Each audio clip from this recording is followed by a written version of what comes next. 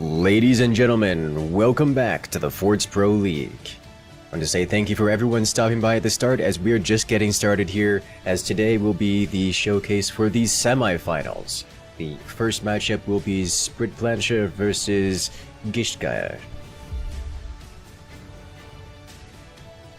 As we see the bracket here, last week we had the quarterfinals going through the round of 8 and some wonderfully wild matches, making some beautiful clips and shorts for those who saw it. If you haven't seen it and you're just catching up, well, make sure to check out those matches because even if you know the outcome, oh lord, were they amazing.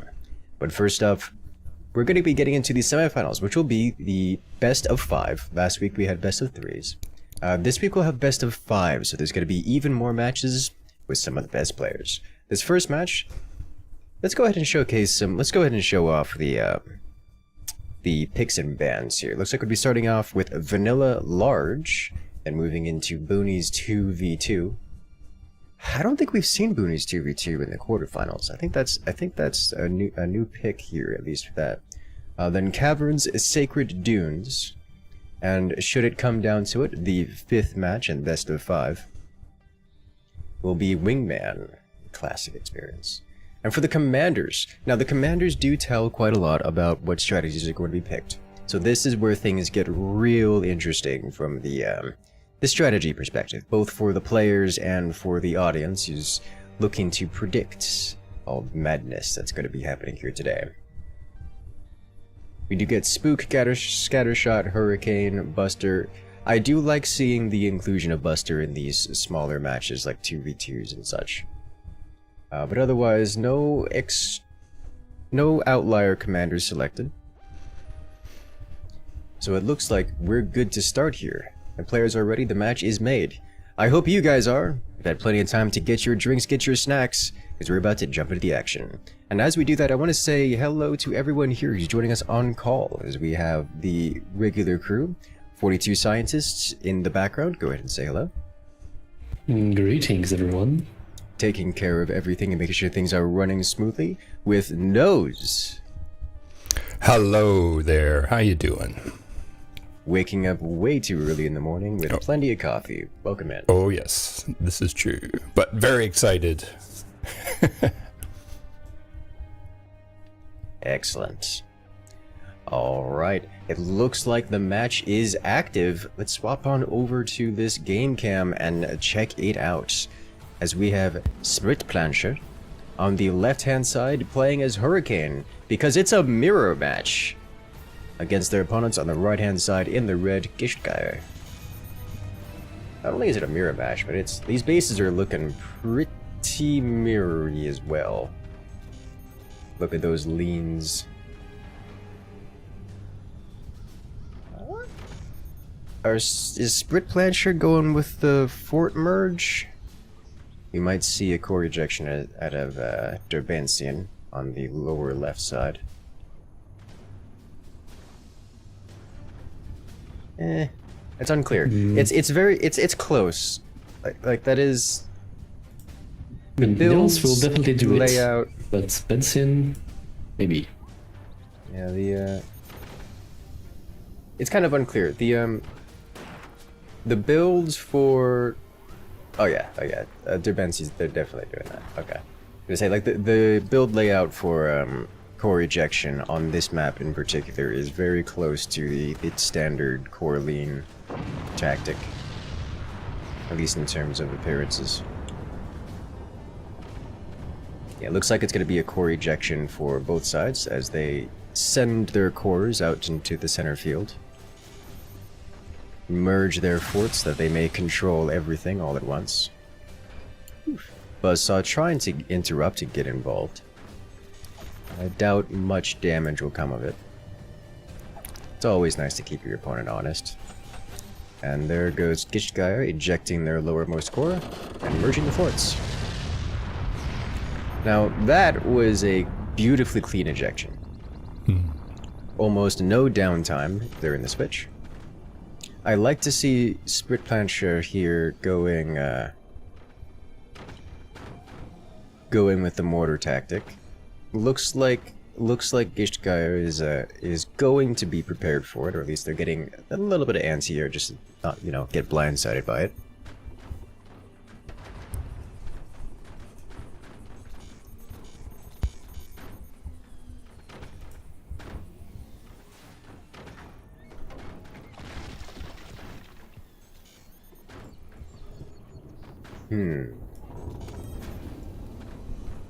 Going directly to heavy mortars, I love to see it.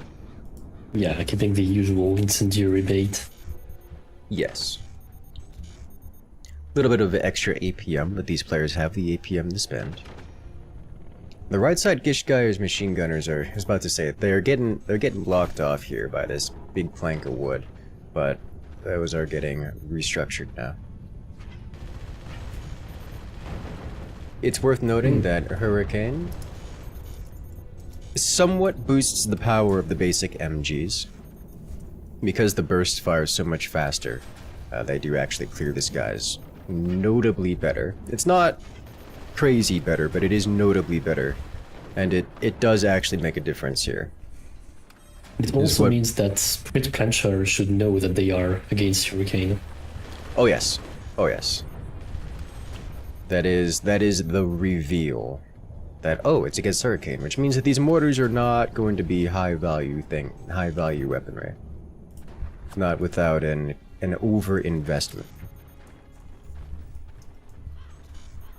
With the active, they can be quite frightening though, because you can make the gunners overheat, and then it's easy. Well, yes, you just have to have a lot of projectiles for that one, like a lot of. Or the active. Or the active, or your own active, yeah. Oh, still a couple of shots making it through. They do. Mortar's always dangerous. Oh, that was brutal. Yeah, the bait is extremely effective. Yes, yes it is. That's the second time all three mortars make it through. And it's not gonna stop.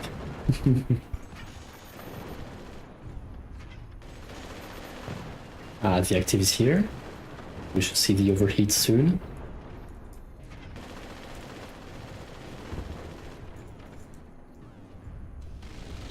Maybe not. Yeah, not quite. Not this time. Gishtgeier making some mortars of their own. That's a lot of mortars they're making there too. Oh, the mortars are. I love. I like the surprise mortars. Now, Sprit Plancher is not prepared. They have a couple machine gunners of their own, but they are not prepared for that quantity of mortars. Which will certainly be a problem should they be launched. And it looks like they're about ready to be launched too. Sprit Plancher is kind of laying off the mortars and doing focusing their efforts elsewhere. And I think that's why Gishtgeier is simply prepared for the moderate amount of mortars presented by Sprit here. But this should reveal that there's multiple mortar launchers, and it looks like, yeah, Sprit Plancher is immediately retargeting to the mortar or battery. So we have some counter battery fire, and so far everyone involved has managed to defend against the mortars. Ooh. Oh, Gishtgeier taking a lot of damage. Death by minigunner, of all things.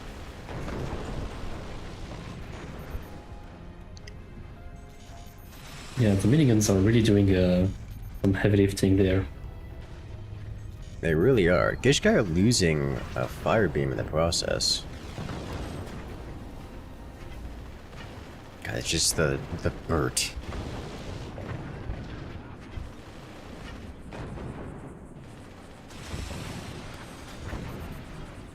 Oh, oof. You know, Sprit Plancher, despite having fewer mortars, is just doing all of the damage with them. It's getting that perfect angle where he's snaking in below the upper MG platform, so half of Gishgeyer's machine guns aren't firing, and then the ones that are getting baited. So they're just... the heavy mortars are making it through. That said, Sprit Plancher's anti-air is a little bit lacking, and Gishgeyer's just overwhelming mortar is actually starting to get through and deal damage to the round. Yep, never mind. Gishgeyer just lost almost all of their mortars. Oh yeah, just no. because the bait is so good. It is, it really is. And now they're building 3 cannons. There's the first one firing. First Away wave. it goes. Even broke the return to sender before it came online, which is painful to be Gishgeyer right now. Sprit Plancher has 2 active cannons going up to a 3rd and a howitzer added in. Ooh, I'm sorry, Sprit Plancher. Whereas Gishgeyer is... I mean, they have a fire beam. They have no cannon tech, so it's only going to be... it's only going to be fire beams and plasmas. Second fire beam coming online here in about 15 seconds. So Gishgeyer has a couple fire beams, but that's it. Like, their only damage output is coming from those mortars, and those mortars just got destroyed, so they're reset down all the way to incendiaries. So realistically, Gishgeyer has no damage output, and they're staring down the barrel of 3 active cannons with more on the way.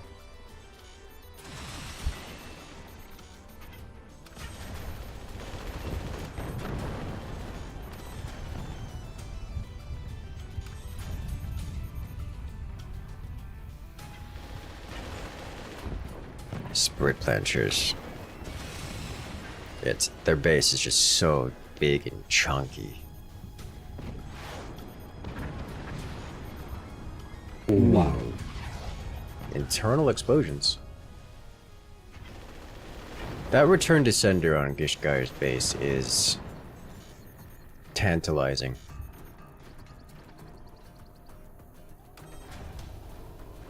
It is stress-inducing if you are shooting cannons near it. Yes, and they kind of have to as well. I guess they don't have to. They can aim at the foundations, which is yeah, a potentially better place to aim. With 3 cannons, they could even aim just at the core and... Yeah. No. That is an option. Not shoot their own doors, ideally. Howitzer lands. Deals minimal damage.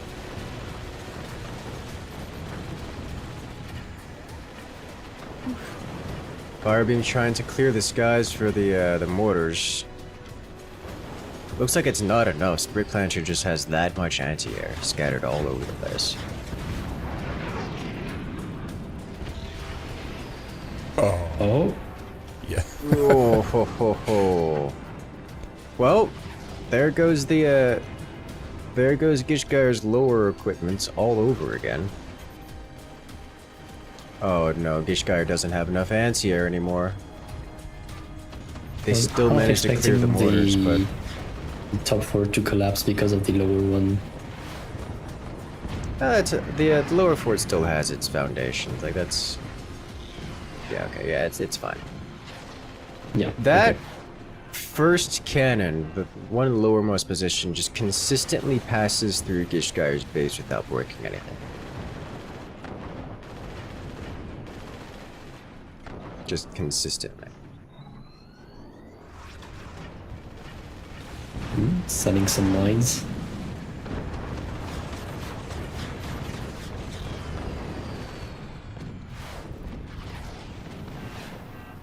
Oh, there we go. Oh, Yeah. oh, direct hit. There we go. And there it And is. fourth one. Beautifully aimed. Sprit Plancher taking round 1 in this best of 5.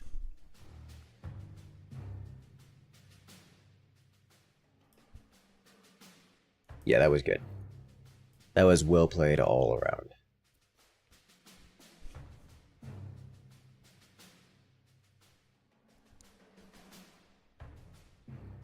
let's go ahead and check out that last beautiful series of shots.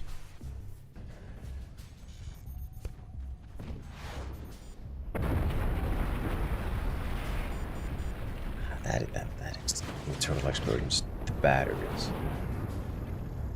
And this is where Gishtgaya loses a majority of their armor plating here, and one of their fire beams, and most of their anti-air to go with it. And the shot that ended it all. Look at that. There's nothing there. It's completely air-cooled core. They'd even tried to save it with the sandbags. Which, you know, may have done it had that cannon been slightly lower.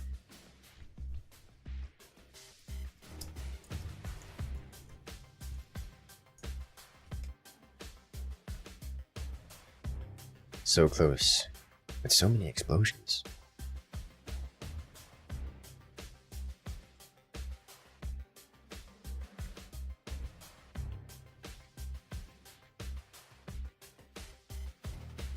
Alright, we're almost ready for the next round.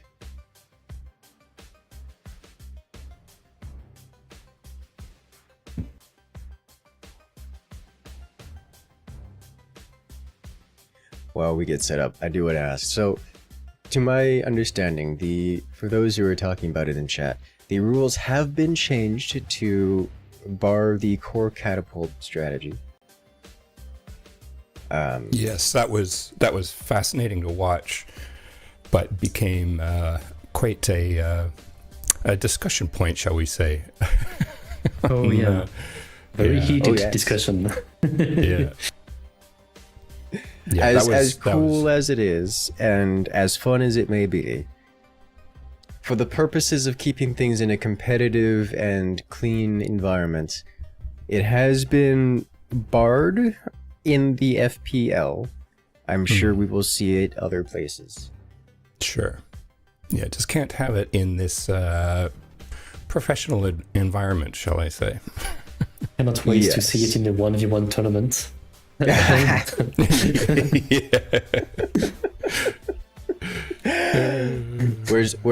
that the third place match when you need it? Exactly, the bronze match. I just want to see that again. Dude, it is so good. It is so good. I love it. Ladies and gentlemen, we're off to round 2.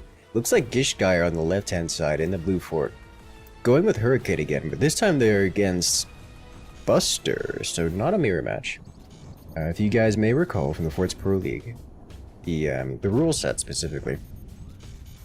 Once a team has become victorious with a commander, they can no longer use that commander for the duration of the matchup. So Spirit Plancher, having won their last round using Hurricane, can no longer use Hurricane. So they've moved on to a new commander, this time Buster. Buster, in older patches, was relegated to basically just cannon spam and nothing but cannon spam. Especially in the larger matches like 4v4s and such. However, in more recent times, like this Forts Pro League specifically, there's been a lot more development, especially after the Buster buffs, with Buster being used in 2v2s in very aggressive openers. So it is likely that Spirit Plancher here is going with either mortars or rockets. We've seen both. And if Spirit Plancher reveals that they are Buster, it may very well be a dead giveaway to Gishtgaya that they're about to get slammed by something early game.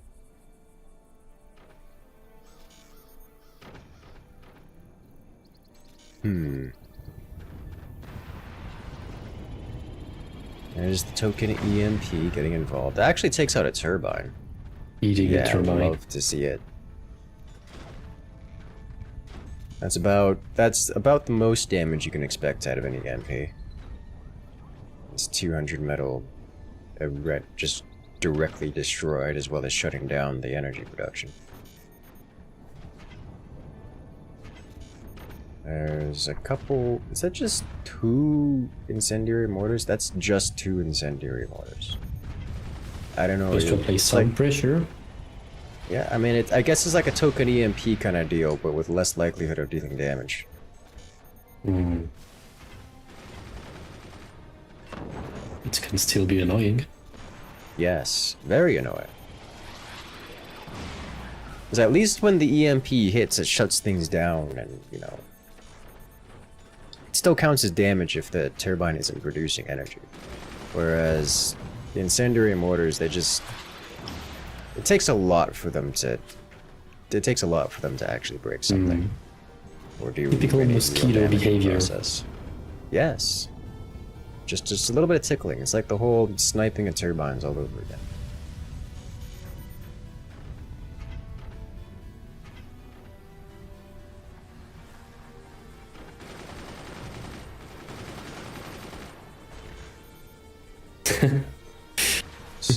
It's worth noting that with the reveal of that gunner being exposed here for Durbensine, it's potential that the Buster Commander is on the minds of Gishtgeir here. It's not a full reveal. They could still be... It only reveals the factions. It still could be Moonshine or... Oh, I guess... Why would you Well, I don't pick- think they've been picked, so Yeah. if they noticed gonna it, it's say- definitely Buster. Yeah, so they would know it's Buster then, because they wouldn't... Moonshine wasn't on the pick option, and nor was Phantom. Mhm. Phantom has other tells that would likely have been revealed by now. Well, yes. So this is a reveal that it is Buster. But I am kind of If surprised they to have see... been paying attention. Yeah, if they had been paying attention. I'm kind of surprised to see that there's no early game aggression here out of Sprit Plancher.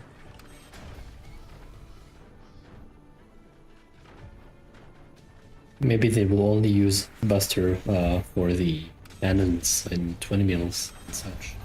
Yeah, maybe. But in that regard, Gishtgeir is ahead, quite notably in the development of heavier weaponry. Mm-hmm. That will become very relevant here quite quickly. Yeah, I guess Sprit Plancher focused on Eco instead, with a lot of upgraded mines. That they have, which is most of the reason that Gishtgeir is ahead in terms of weapon placement. Obviously, weapon placement speed isn't the end-all be-all. However, it is a huge component, because once you have... If you're allowed to fire your weapons without significant return pressure, the amount of damage you can deal is incredible. Team Sprit Plancher does need to have some pressure applied to Team Gishtgeir, or Gishtgeir is expected to just kind of run away with the game. As you can see here... I thought that was it. Yeah, that was really close, and I'm going to maintain that it could have been it for Durbensine there had Gishtgeir been slightly more accurate with their weapons. But that's real close. Yeah. And you notice they're just firing on cooldown. Like there's no... Like they're taking risky shots here because they can, and in doing so, Durbensine is taking a ridiculous amount of damage.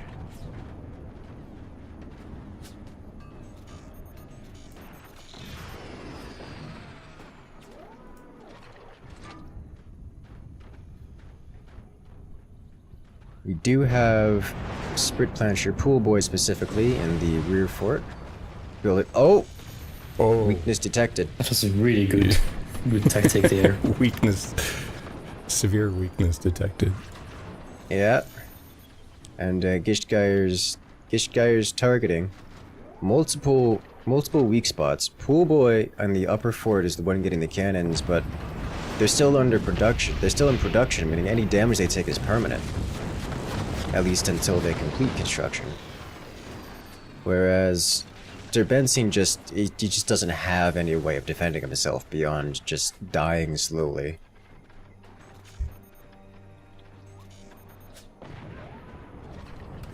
Looks like they're gonna permit Pool Boy to continue building the cannons.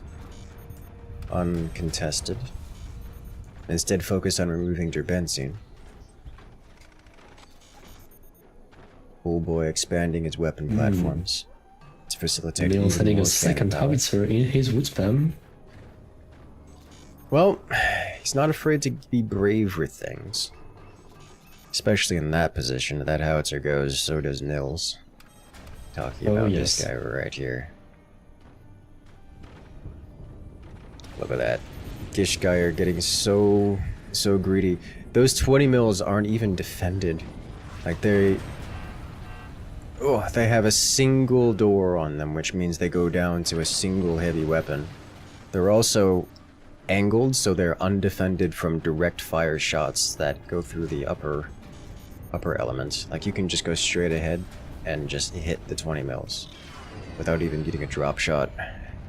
So these are a bit risky, but you know, if you're Sprit Plancher and you're not building weapons until the 8-minute mark, then you can get away with this stuff.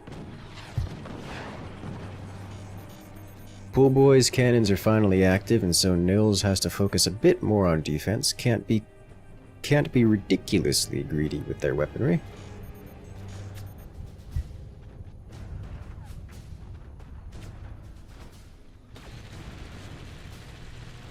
Stop shooting yourself. You can't tell them what to do.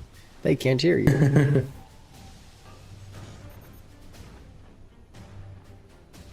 Maybe they'll hear in 3 minutes. You don't know.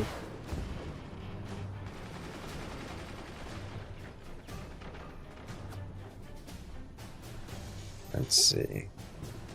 It's worth noting that Gishgeier has upgraded most of their mines. As much as Sprit Plancher is ahead of Gishgeier in the economic production. Oh, it is so close. Oh, It's just it could there's have been very lethal. yes.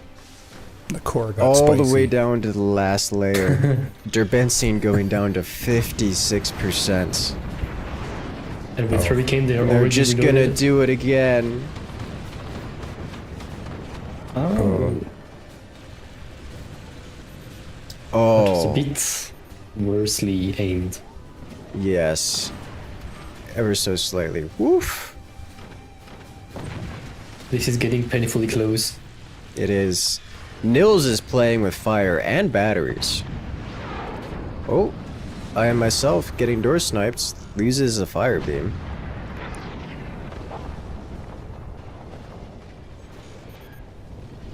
Alright, Nils, where are those 20 mils when you need them? Reloading. Reloading, apparently.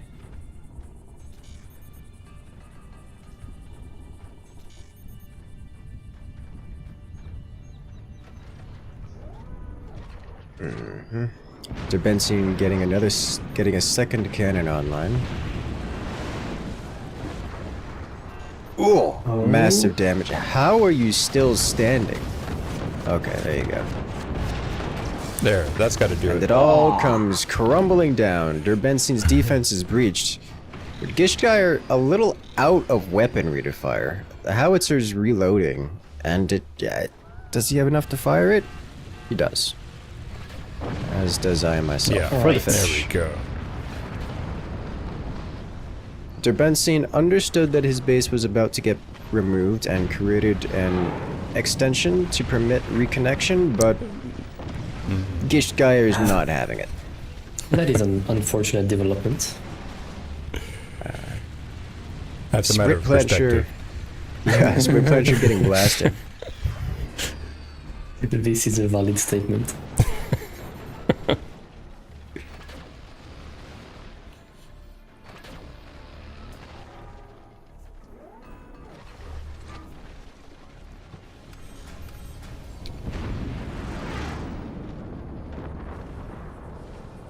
Looks like he'll want to make better doors for this howitzer.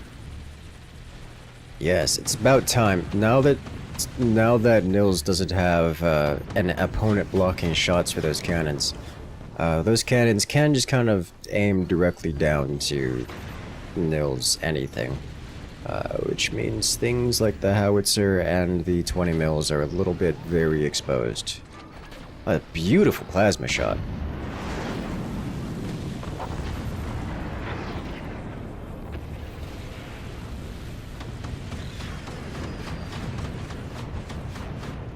It's just so much firepower coming out of Team Gishgar. They were free to get greedy and haven't. Sprit Plancher just hasn't been able to come back from that. Oh wow! Like they've tried. Ooh, This was really the spicy. timing on the repair. And the fire beam doesn't quite get it. Oh, it's so close. Sprit Plancher's out of cash. Is that true? No, they're just struggling to repair because everything is on fire to such a crazy degree. Oh wow! Oof. Counter-firing. Sprit Plancher gets door sniped. Nils takes a hit to his core down to 69%. You know, if Sprit Plancher manages to take out Nils' core, we may have a comeback here. It's just... I think Nils is not having it. He's just spamming everything up. He's sold off his howitzer to make sure it doesn't detonate. He's going defense mode and saying, hey, we don't have to be super greedy anymore. We can just survive and then we win because we have much more firepower than they do. And he's right.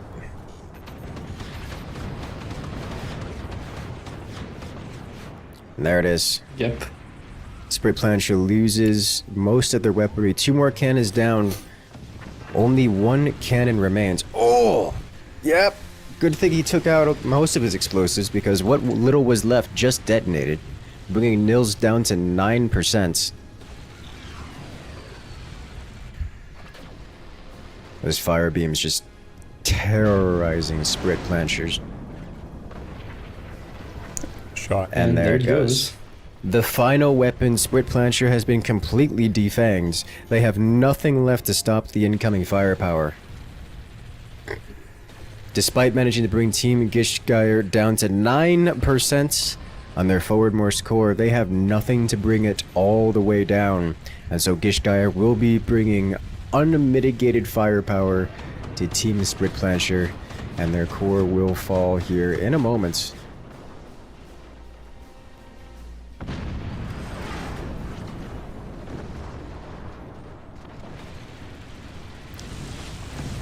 And there it goes. Ladies and gentlemen, Team Gishgire wins round 2 in this best of 5, bringing the scores to even 1-1. Very nice. We got ourselves a matchup here. Yes, yes we do.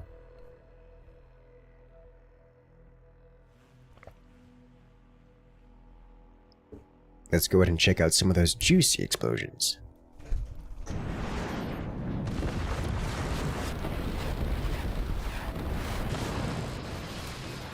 It's just digging so deep every time.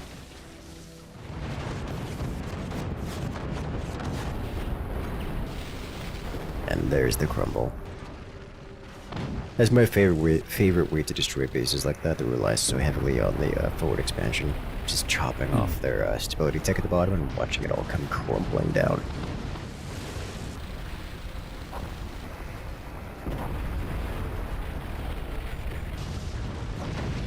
Very well played.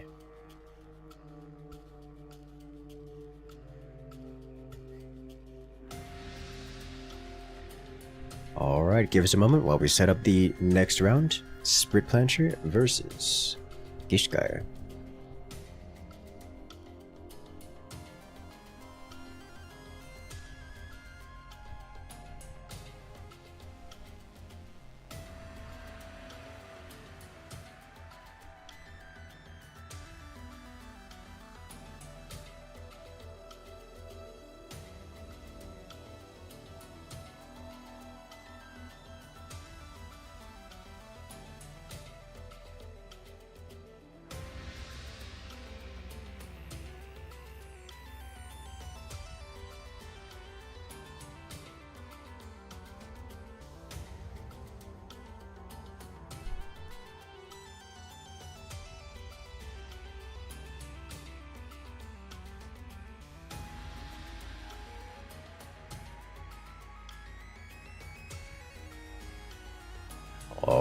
Alright, ladies and gentlemen, I hope you guys are ready, because the players are ready, the match is made, and we're about to jump into the action here.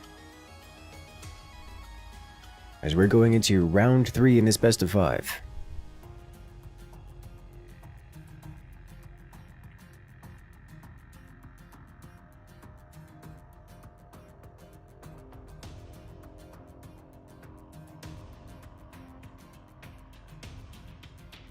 You know, I do wonder where players get a lot of the inspiration for their team logos here.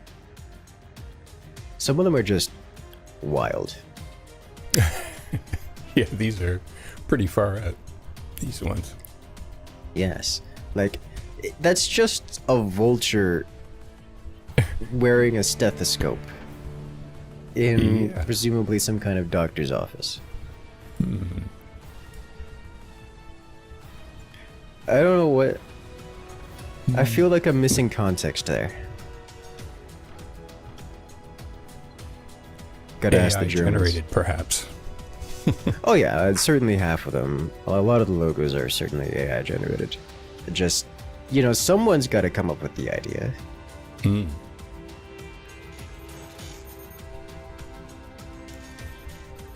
but as we that's go the into new this art round... form. It's good, it works. But as we go into this match, we have another mirror match. It's a SEEP mirror match, so we can expect to see some of those earlier game weapons. Well, expect to see missiles, which tend to trend toward earlier game weapons, but that also means we're gonna see some very similar builds here. Very mirror matchy. Of the mirror matches, this is one of the more mirrory of them. You know, sometimes you get commanders that are generic enough that they can perform multiple roles, and so despite the teams selecting the same commander can do wildly different things. This is not one of them.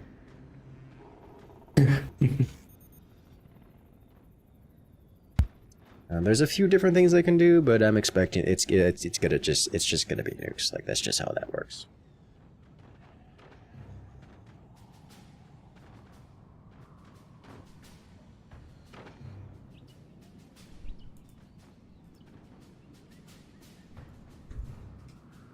I was thinking, like, how many toes does the vulture have?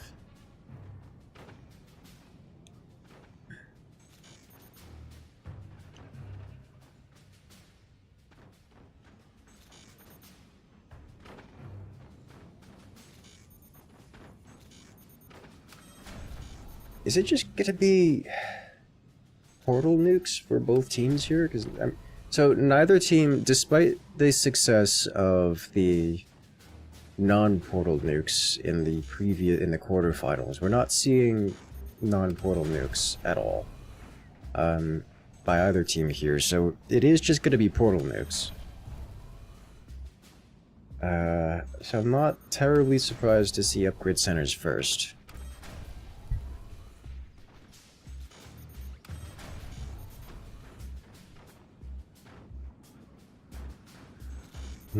So far, this is basically just, like, really a mirror.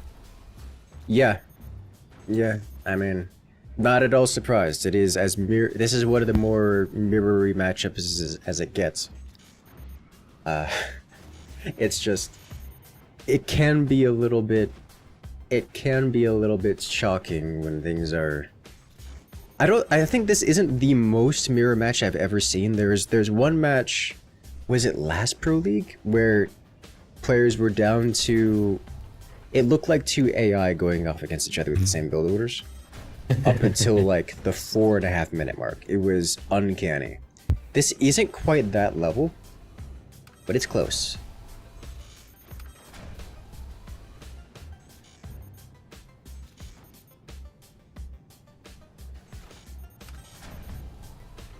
As a vulture, you want to make sure your food is ready. Oh no. Ishta's sickness and Gyre means vulture. You know, that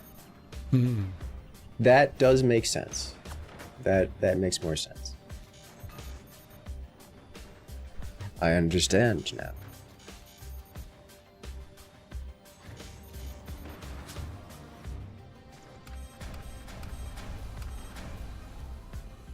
So unsurprising, it is portal missiles, portal nukes. Both teams going up to 4 swarm launchers. Both lower forts going for the fire beam, plasma beam support, kind of laser support, so fire beams with the occasional plasma mixed in.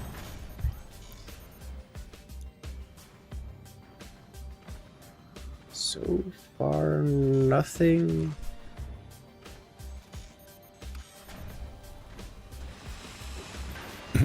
Incursus, with it being 1-1 in this matchup, do you have a prediction? No. Feel like No, it's I do like not. anybody's? It's pretty even. Yes. Yes.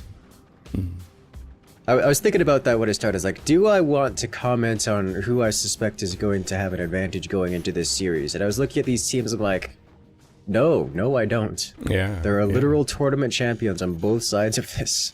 Yeah. Yeah. Like, We this have is not tournament a... champions on one side and FPL champions on the other, so yeah. Yeah, so like, this is not... This is about as even as it gets. Yeah, I mean, that's I'm cool. happy to throw up a poll for the chatters, but like... Hmm. Actually, I should be throwing up polls Yeah. for the chatters. That's This always is what fun. you get when Eton loses prematurely. Yes.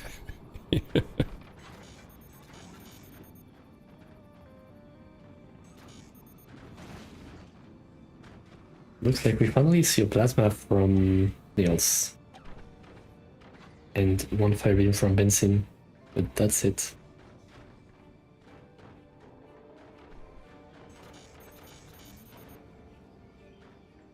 It's really taking it slow. Yeah, I 6 mean... minutes and not a significant shot has been fired still. It's portal nukes. Portal nukes are not fast. No, that's true. They are the they go with the late game flavor of nukes, which I maintain tends to not be the strongest way to use nukes. They still have a bit of falling off in the late game compared to other weaponry. But portal nukes, they're very safe and they can deal damage. They're known for being especially strong or being especially useful because they can just be added in almost for free. They don't cause any yeah. stress on the base at all. They're expensive, but I mean, at some point, if you build everything else out, there's kind of a soft limit as to how big you could build your fort, so at some point, just building the free space that is portal nukes, you can't go wrong with it. So just skipping the whole earlier phases of the game and going directly to portal nukes, it's a real strat, and we're seeing it here implemented by both teams. It's very safe. Not a lot of damage, but very safe.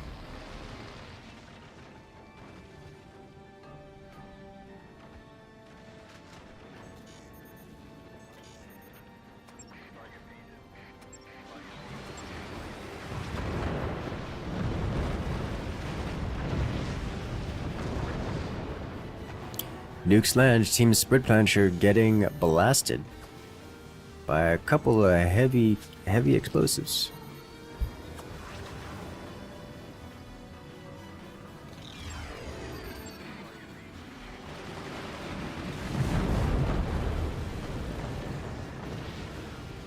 There it is. Nukes fly, nukes Miniguns land. on top.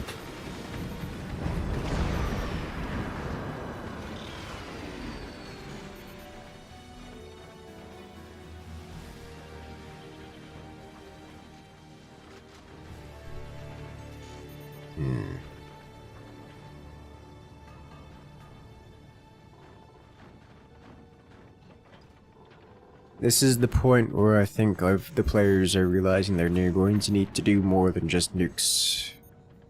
Question is, what will they do? I don't see a munitions plant going down. Focusing a little bit more on defenses first.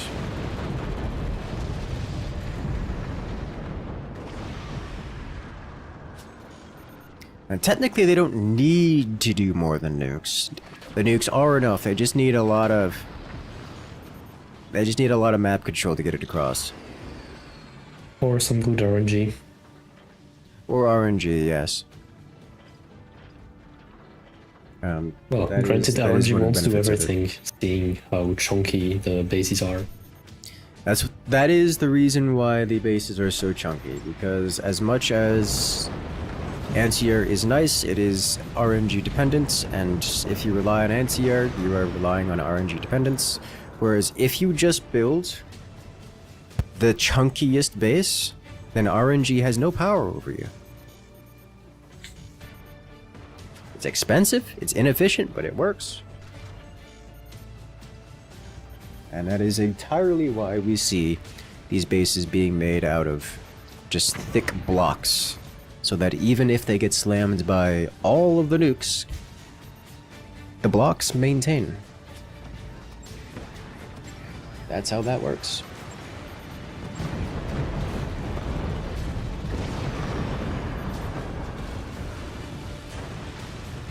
Oh. Oh, that is some Chunky. great RNG. Speaking of RNG, that's about as much damage as could possibly have been dealt with the nukes.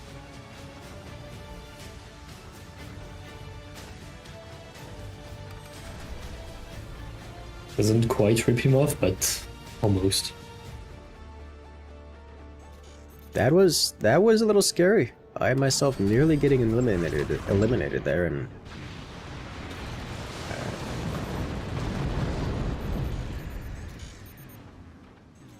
oh my.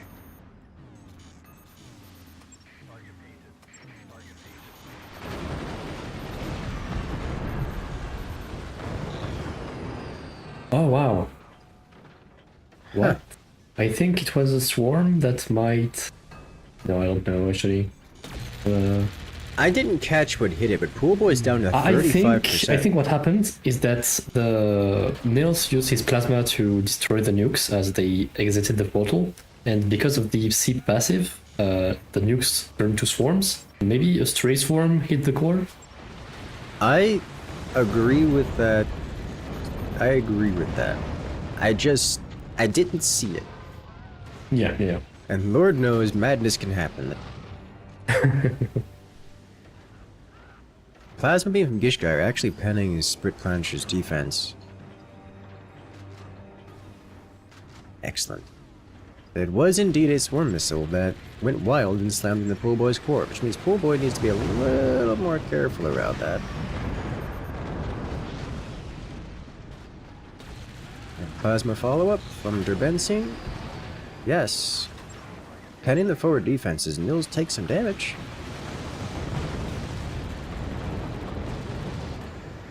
Uh-oh. Derbensing looks a little vulnerable. Yeah, Derbensing's lit up like a penetrated here. Christmas tree. He is. And it's, he's very on fire and reconstructing. I do like seeing Derbensing swapping to munitions tech here, going with the cannon option. However, loss of the lasers is not good.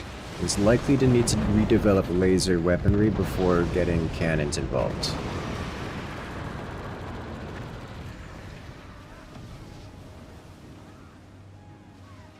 The lasers are critical in having a chance at getting those nukes across. They're also just generally useful in this scenario. They combo very well with the nukes. High synergy weaponry.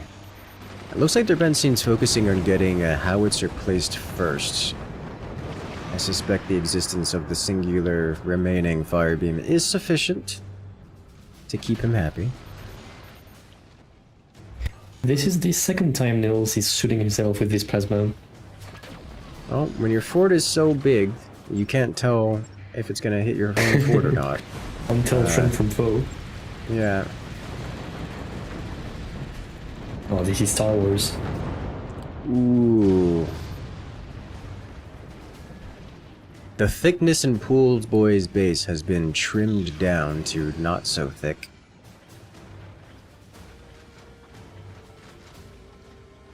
But with the lack of heavy weapons to follow up, And Pool Boy will have the He's opportunity really- to reconstruct. Oh. Oh, that's it. Yeah. Derbensing just gets penetrated. Fire beam, plasma beam combo. It's enough to bring it down. Oh, 1-2 punch. Oh, close. And Sprit Planchers. Then there's the plasma. There we I go. was gonna Yep, say the there it plasma is. should be enough to follow through with that. Yeah. Nukes land, lasers just go all the way. Well done. Gishgire going up after winning in this round, 2-1.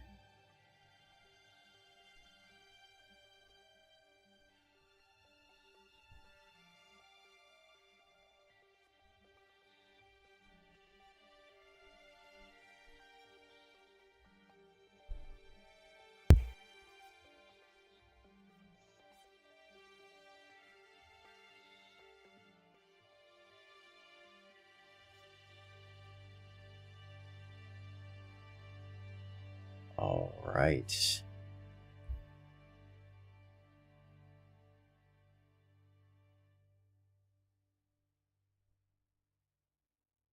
That was an explosive finish.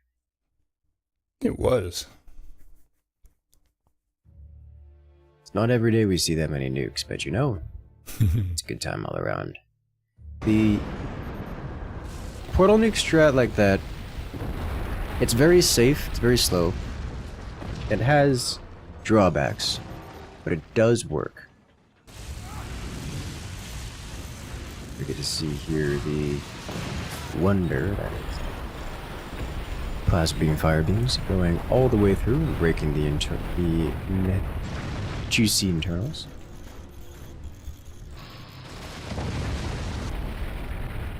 Straight through. The lasers is such a good combo for the missiles.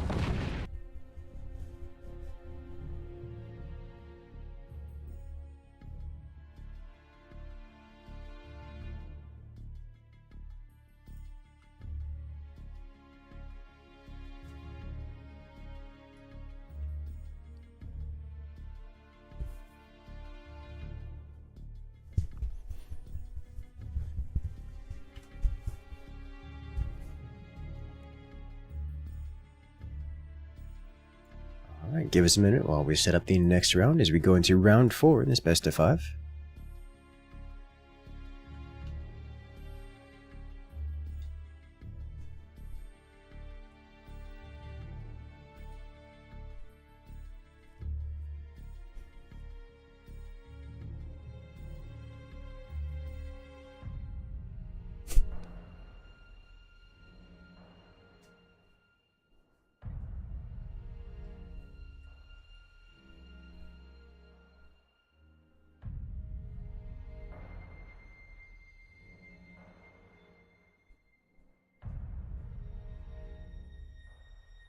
Looks like we're getting set up here and ready to go.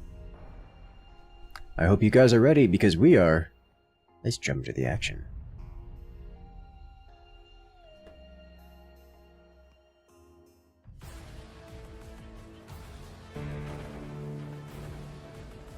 And we're off. Gishgire versus Sprit Plancher. Fascinating. So this is Spook versus Scattershot. Two new commanders to this matchup. No one's reusing from a previous round.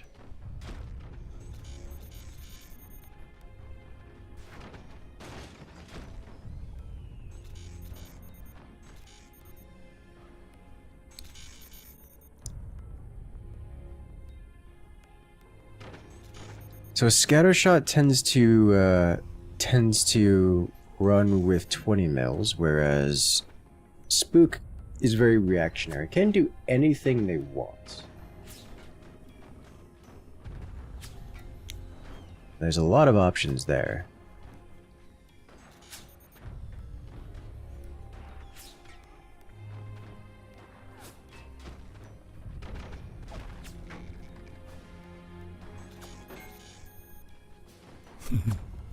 I'm pretty sure he can hit this. Ah, no longer.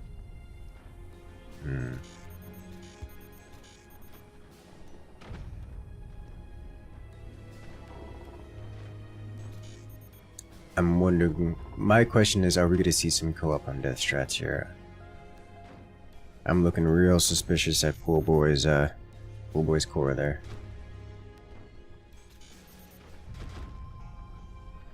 Real suspicious.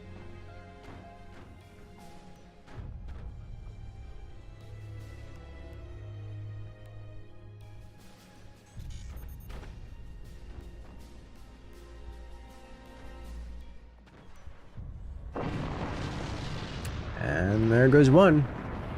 On Pool Boy ejecting moments later.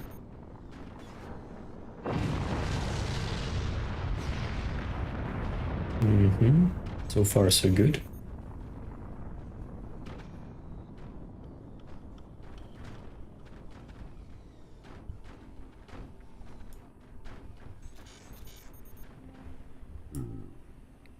Yeah, it's going to be interesting in future FPLs. We're going to be discussing that particular strategy. Yes. Whether it's... We'll have to run a poll to the players. Yeah, because at the moment, it almost seems like you have to do it to stay competitive. I think it's very clearly map specific. Yes. Some yes, some no. I don't know. It is very strong on some maps. This is one of them. Yes.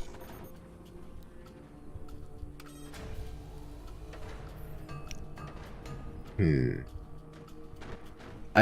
do think to me, asking it the is players is the way to go. Yes, of course. I mean, it is a strategy as another. I mean, some close quarter maps, you don't play like some weapons too much because it's too close quarters. This is a bit of the same situation, I feel. You just adapt to the layout in how you strategize.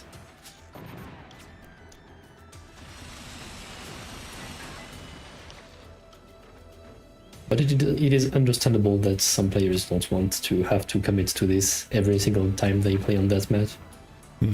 Yes. I think the big gripe about it is not that you have to merge the bases, but this map in particular lends toward extremely grindy, like everyone's a super tank kind of rounds, where it's just too difficult to damage the economy, to punish your opponent for building a ridiculous quantity of defenses around their core. I think part of it comes down to the verticality of the map, where it's kind of difficult to get weapons that... This isn't even the biggest offender of this on this one, by the way. Like this one isn't the grindiest of them all. What is the other one? The one that gets banned a bit with Skylines. Skylines, I think, is the biggest offender of this, where it's difficult. It's vertical enough where it's difficult to bring weapons to bear against the core, where you have like two separate fights going on that are both important for the purposes of map control, but only half of it can actually threaten victory, and the core is defendable enough that having two bases worth of economy pumping into defending that one core renders it effectively invulnerable until you've destroyed every ounce of component and fort structure across the rest of the map, and it turns into this super grindy experience that just isn't fun. But on a map like this one, I think it's not so... Despite being functionally similar, I think it's not nearly as bad. I mean, there is a bigger distance between the opponents to start with. Yes. A bigger distance. The verticality isn't as large. The weapon platform on top is much more exposed, and so it's harder to defend. And so the a top base generally is more vulnerable to destruction. And I think those factors change it fairly dramatically in terms of how the map feels to play, despite being strategically effectively the same.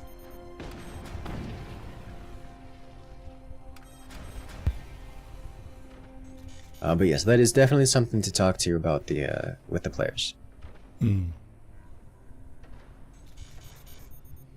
It's like it isn't a dominant strategy on all maps. No. Or even most maps for that matter. It's just some maps it's very, very dominant on some maps. I wonder what the viewers think. You know, do they like seeing it? We can ask the viewers. Hey, We chat. can ask them. What do you guys feel about the purposeful core rejection strategy? Because I know from their commentary so far that they do enjoy seeing the players merge. But I am curious to see what they think about the purposeful merging strategies. Yeah. Because it'll be a little bit difficult to police one while keeping the other.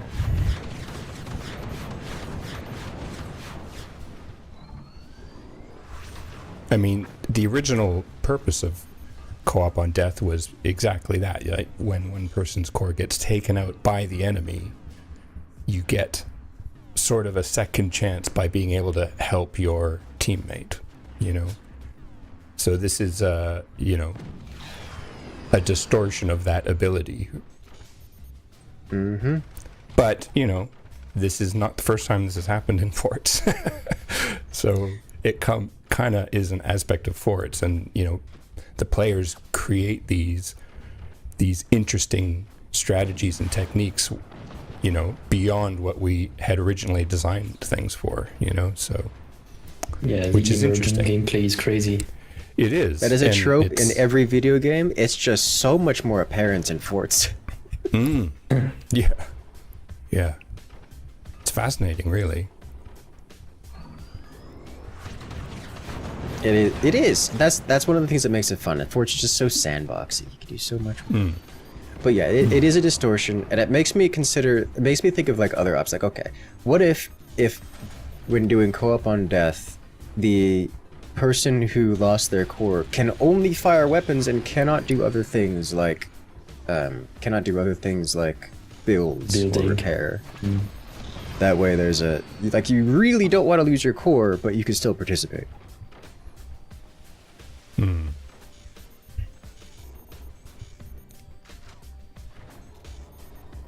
So that's part of it.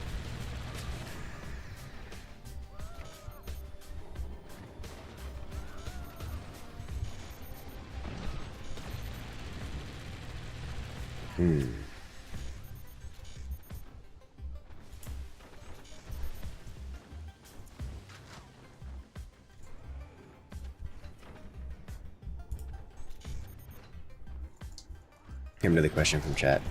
What was the reason for banning the core catapults?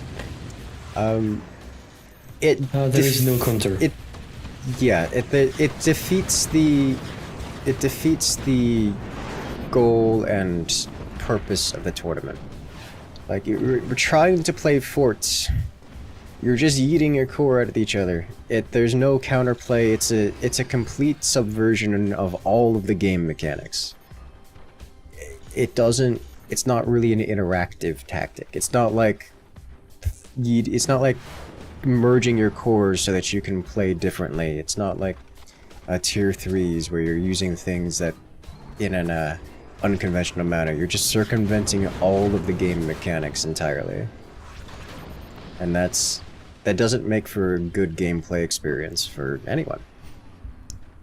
But it is funny. It is extremely funny. It'd be good in a meme tournament or something. Yes. Only meme strats allowed. I think that might be a fun tournament to have, actually. Only tier 3s, accelerators. Yep. Oh, nothing but memes. If you don't do a meme, you lose points. Yes. Epic. I mean, I'm okay with this.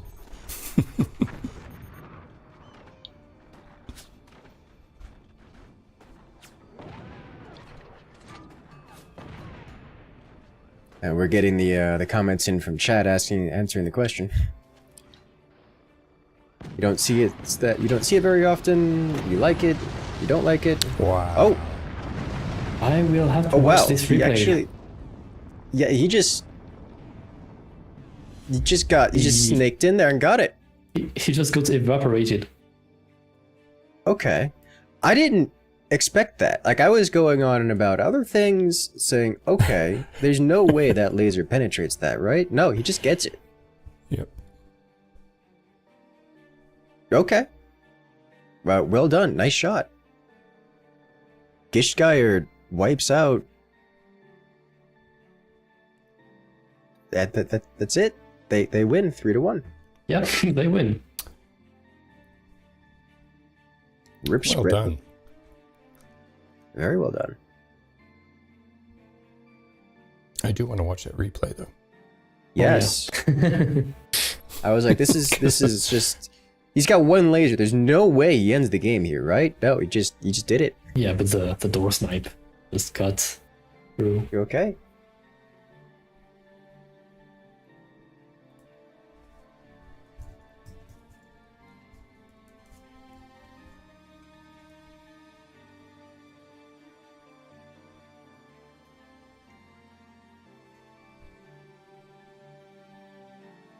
Good lord. So yeah, we were saying the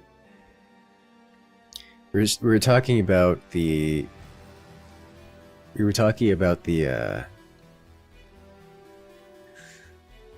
chat's opinions on the core ejection. But let's go ahead and check out the replay. As the core ejection, it does make for good viewership, so it would seem. Yeah, so that first laser did take out the economy, which is, great shot. But yeah, look at that. Oh, he just got a he door took snipe, out the- and that was it. Yeah. It is the howitzer. I guess I should have seen that one coming. Like, that was always a possibility. It's always a possibility whenever the lasers exist for that kind of thing. I didn't expect it. And I think neither did Team Sprit. They lost the game for it. Yep. And they'll be in the competing for the bronze. Is that correct? Yeah. Yes. Yes. Next weekend. We do, we Yep. do the bronze match next weekend, don't we? Yep, Yes. yep, also. Bronze match is next week. Bronze match and then finals. As per usual.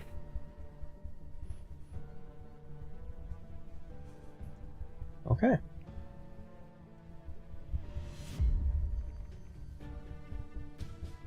Well, very well done for Gishgeier. And next up will be Cactus Krieger versus Fortified.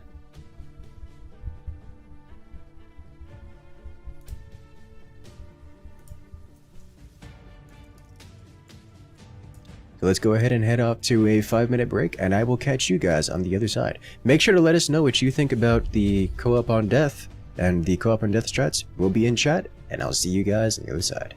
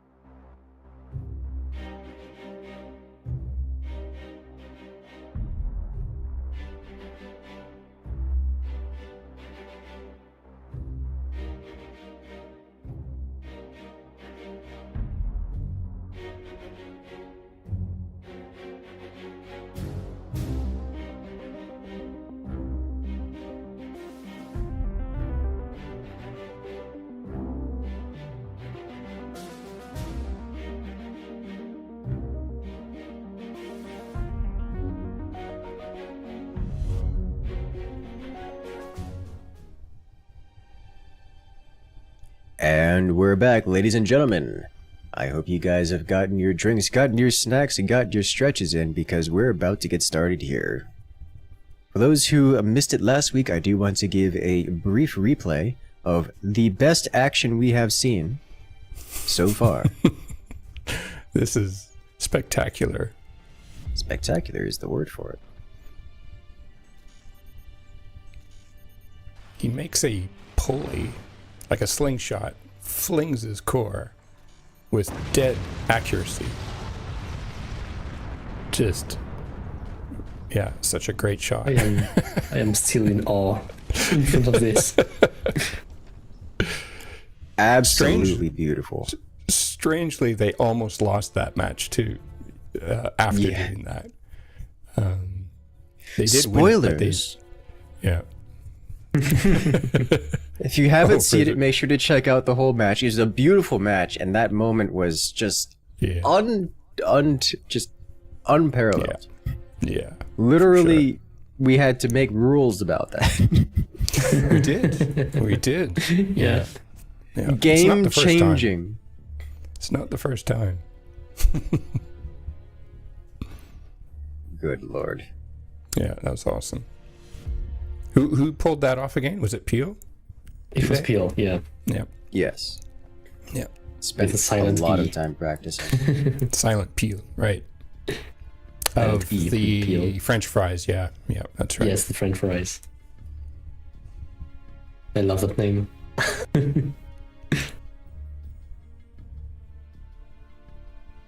Good lord.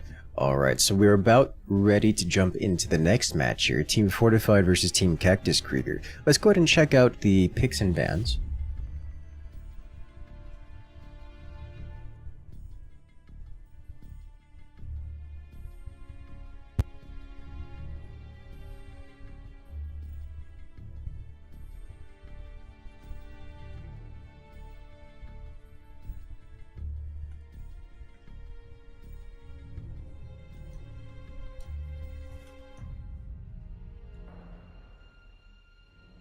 Sand dunes, up and down, wingman, vanilla large, and then finally,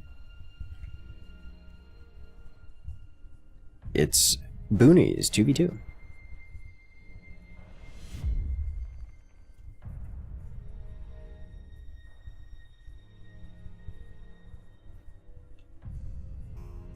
Into the commander bans, both Seep and Overdrive are banned, so we won't be seeing any of that nonsense. Oh no, Phantom. Uh-oh. Phantom's here. Phantom on Phantom violence. Invisible confusion all around.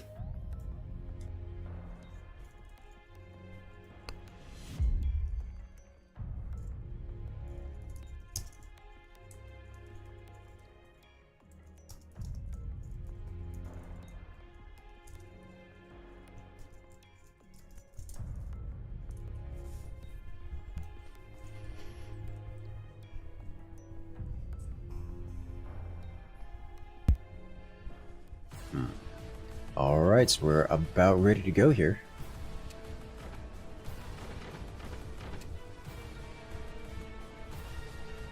And we're off.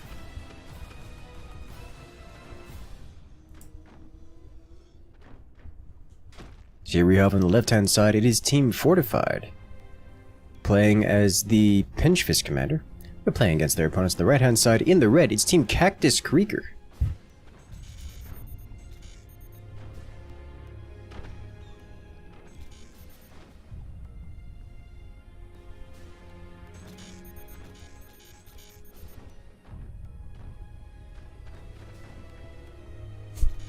Oh dear.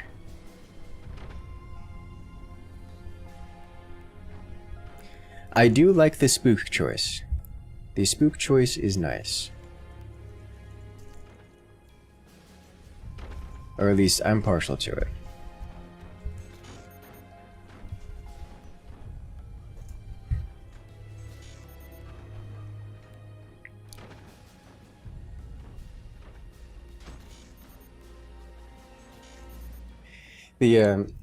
I do want to say at the end of the last match, I'm almost entirely certain it was specifically because of Spook that Team Gisht won the match. Because you may have noticed that Team Gisht was sitting there during the command directive with a laser pre-aimed at their opponents at Team Sprit's howitzer, and then didn't do anything with it. I sat there for a moment, just waiting. So that's relevant.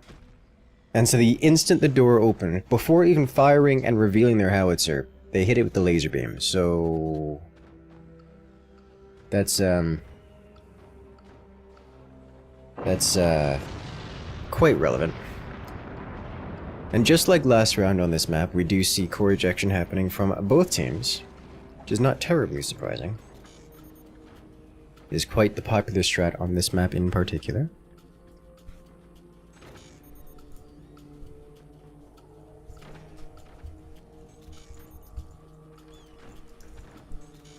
I do want to point out a particular chat member's commentary. Oh, well, that's an inefficient core drop, loses a couple turbines in the process. Rip them.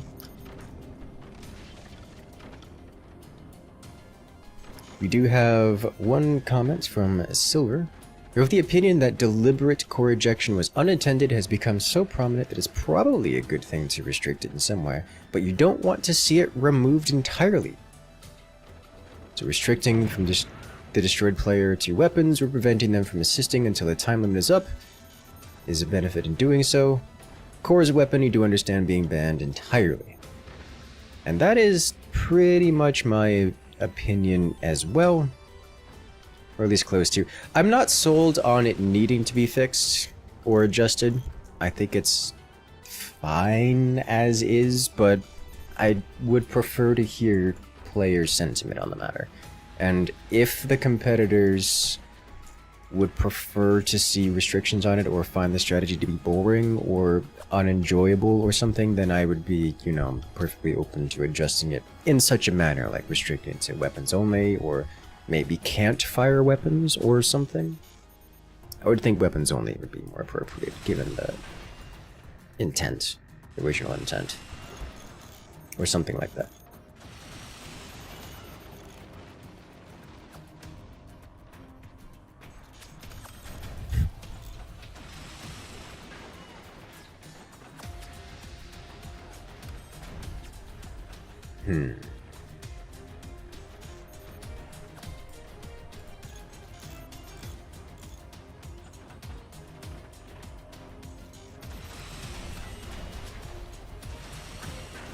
Phantom move score. Can you imagine Phantom just like coming in with an invisible core, just tossing it across the world? You know, I gotta play around with using the core catapult to send the core to some outside the map corner of the world, where it's not being weaponized. I'm just flinging it outside of the playable area. And just, you know, rope onto something. Because you can technically catch the core with a rope after slingshotting the core. You have control from the core. You just use a rope to connect to the terrain pretty much anywhere. And as long as the core doesn't have too much energy, the rope won't snap. You kind of have to catch it at like the apex of the swing though, which at the apex of the launch though, because if it's on the way down, it snaps. So like,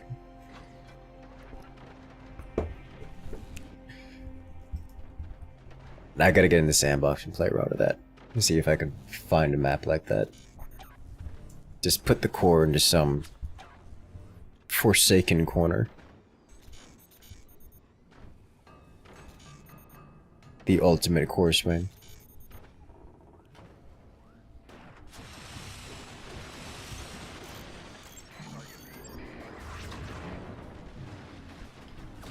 Nuclear launch detected. Ladies and gentlemen, the shots have been fired. Team Fortified going with the Swarm Missile Nuke combo, guarded with fire beams, whereas Cactus Krieger coming in with lots of anti-air and nothing but. Cactus Krieger still has a cannon in production. They'll be going with cannons from the right-hand side. But they've got another 30 seconds to a minute out before they can even fire their first cannon shell, where Team Fortified on the left-hand side is, well, they're bringing nukes to bear.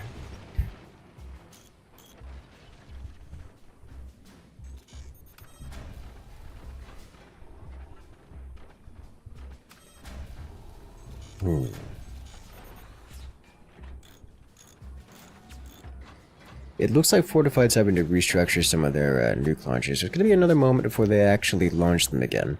But Team Fortified has lots of fire beams. No plasmas this time. Without plasmas, we're not going to see any of those deep penetration shots. I'm liking the... Oh, wow.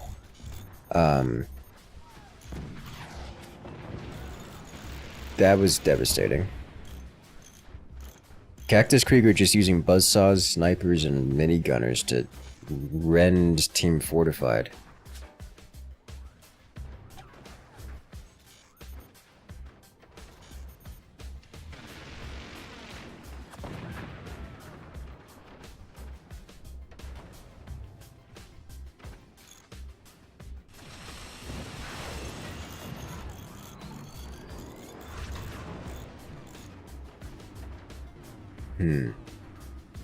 The standard cannon coming online, starting to pick apart Team Fortified here. Fortified, they started out okay with their first missile launch, but their structural issues rendered that missile launch a bit slow. They're not able to refire it quickly. And at this point, Cactus Krieger's just kind of catching up a lot.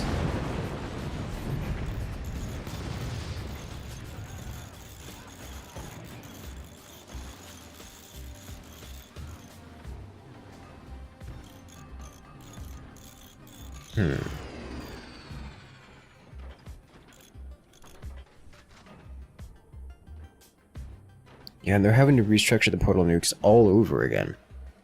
So Team Fortified's just struggling to get damage done. They're struggling to get their weapons to work is what it is.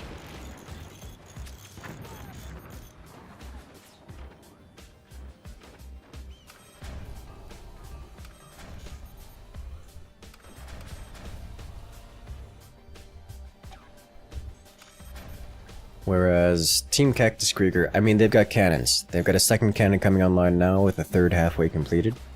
So it's 9 minutes, and the cannons are coming clocking in. Wiping out turbines.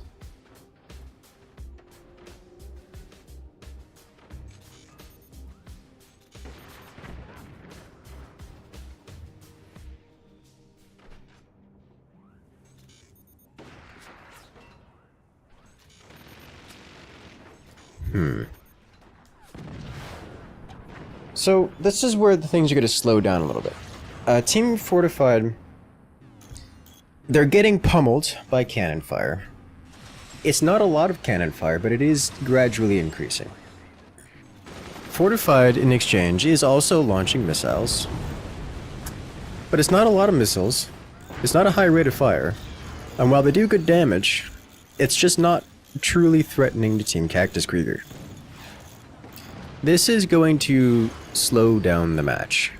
Neither team has a great amount of firepower. It is just going to turn into a round of attrition.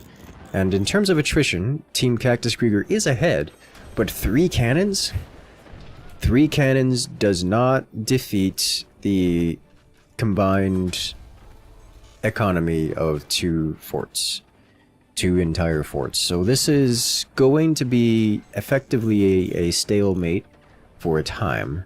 And by a time, I mean, I'm going to say probably at least the next 5 minutes before something truly dramatic happens.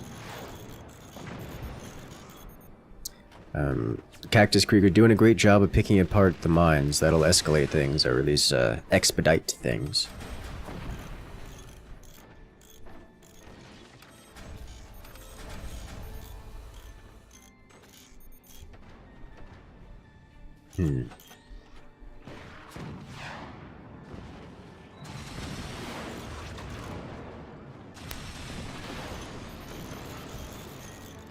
Yeah, this is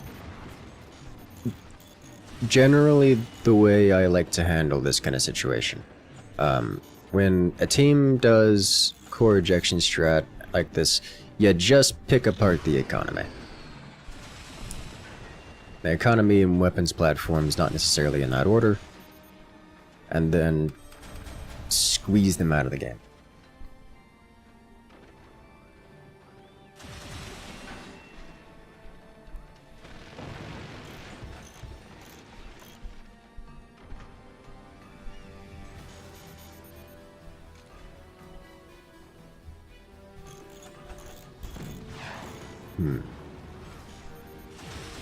Yeah, look at that. Fortified's trying to reconstruct their mines, but they're reconstructing them in a place that's already made out of Swiss cheese. Fortified also now has a plasma beam, which could potentially get some door snipes. Fourth cannon coming online under Cactus Krieger, and a howitzer, which has not yet been revealed.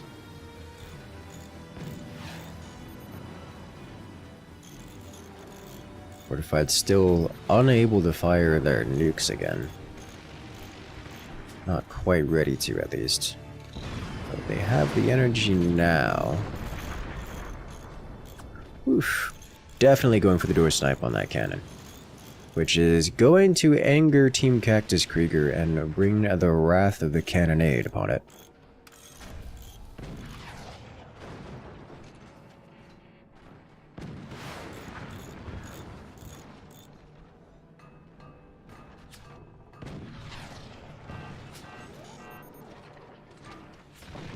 Going for the core.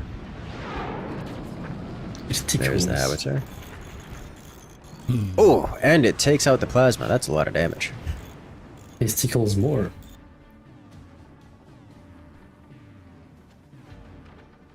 Tickles, you know, is certainly a word. I don't know if it's accurate. It's just a lot of damage. Oh, AP sniper coming in. Next round of missile launch. Fortified just doesn't have damage output. The missiles barely count at this stage. The cannons are very slowly picking apart Team Fortified. Cactus Krieger just has superior options. Second howitzer coming online for Team Cactus Krieger. And more consistent options, yes. Oh, that howitzer is deep in there. And I appreciate them targeting the disconnected wood. The disconnected base is a hefty chunk of Team Fortified's economy, so destroying that is a priority.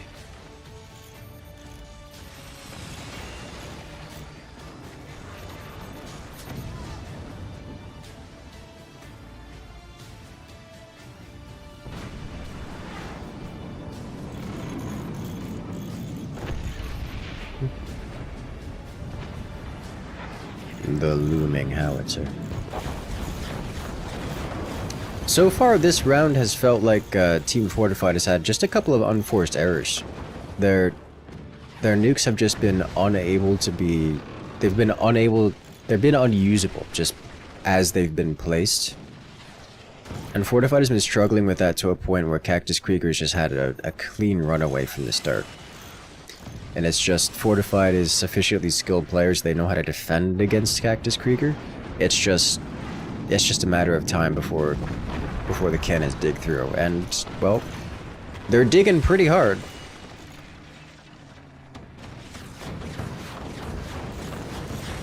They're digging really hard.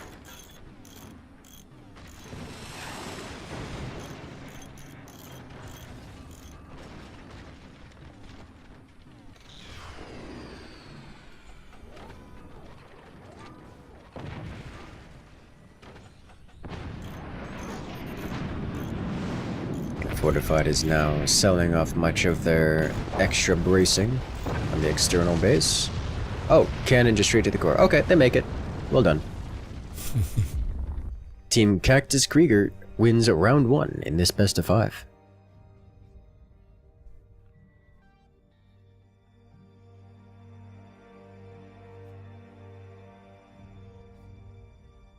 Let's go to check out that last shot.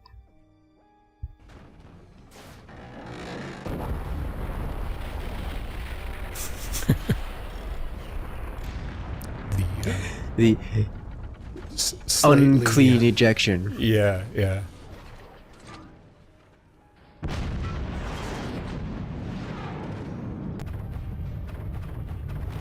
Nice camera tracking. Beautiful. And then a cannon. Is that just straight to the core?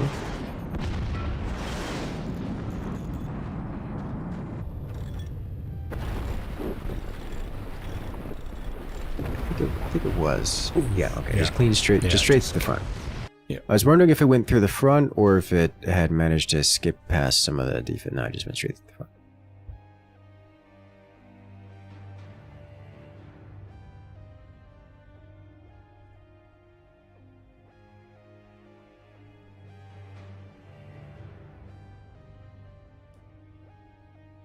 Okay.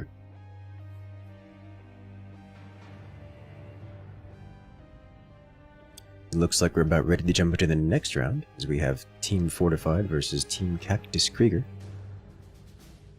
Let's see what we got next.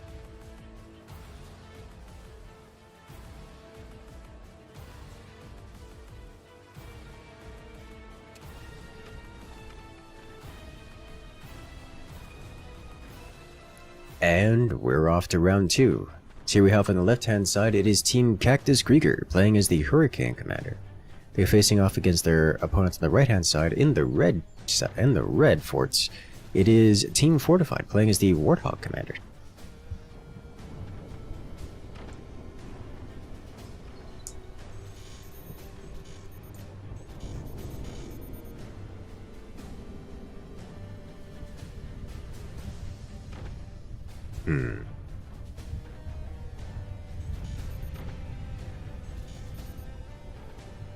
Cactus Krieger is playing as the Hurricane Commanders. We get to see a little bit faster build time, a little bit empowered machine gunners. Whereas Fortified is playing as the Warthog Commander. A less popular pick this season than in previous seasons. Warthog is just very consistent. I think the thing about Warthog is kind of boring. It's powerful, but its gimmick is that heavy weapons become more strong. They deal more damage, which, while very effective, and I dare say well balanced, it isn't novel, it isn't exciting, and why are you building swarm missiles?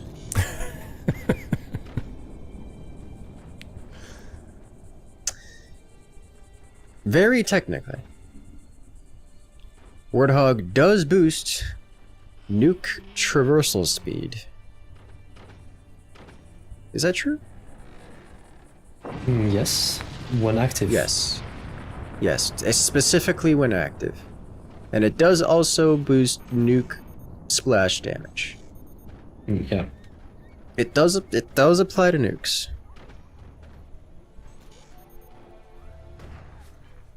I think it's 25% heal and damage. You don't often see it, but it does technically apply. It is noticeable, yeah.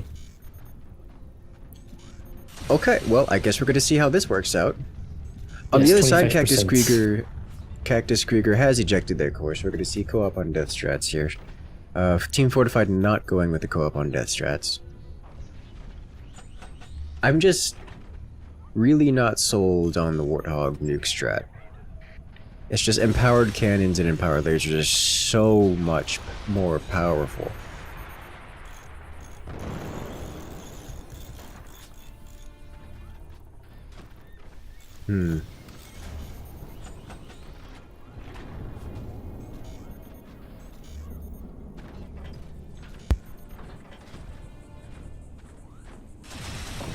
Okay.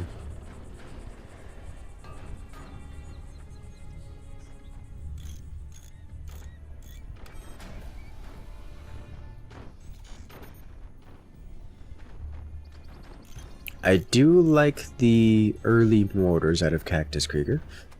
Fortified, I think, is unprepared for this, but they are they are launching their first swarms, hunting for whatever is there, which is nothing accessible. Team Fortified does recognize that they're about to get slammed by mortars, so that's good for them. They have some machine gunners down. They don't have any real boosts to their anti-air, and they aren't doing an over-investment. Potentially not even enough investment, but we will see.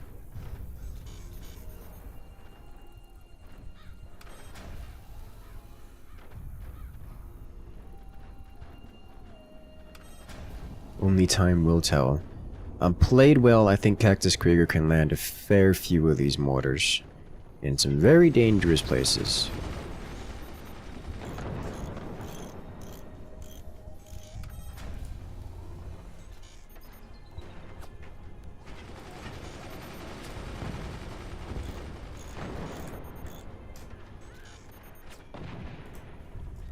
Oh!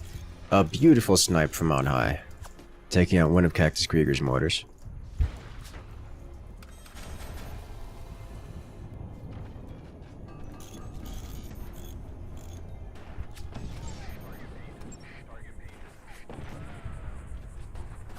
Swarm missile launch.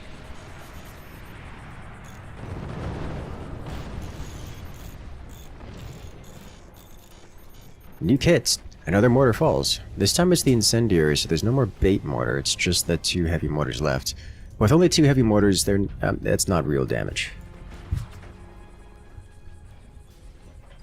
That's they're gonna have to reconstruct those, and they are reconstructing them.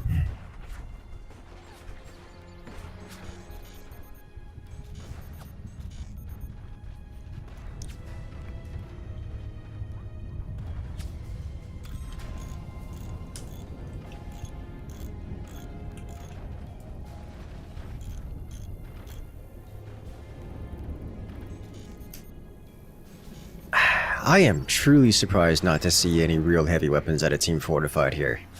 It's just the nukes. Like, they have fire beams, but it's not even nukes plural. It's the singular nuke. They don't have a plasma beam follow-up.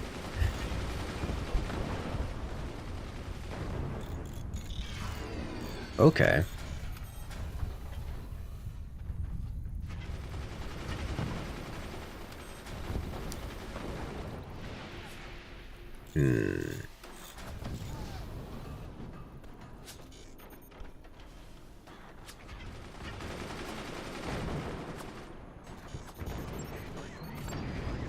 Yeah, Team Cactus Kriegers, they're just scaling up into heavy weaponry. I mean, they've got mortar pressure, they've got snipers, they've got anti-air. They're using it, and then they're adding cannons on top, whereas Team Fortified,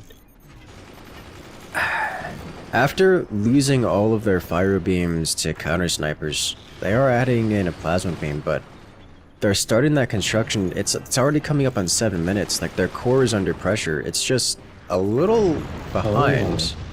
Yeah, that's it. I crumble under the gradually rising firepower of Cactus Krieger. Team Fortified loses their topmost core. And they maintain all of their weaponry, so they are still a real threat, but it's just so little damage compared to what Cactus Krieger has on the board and is adding to the board.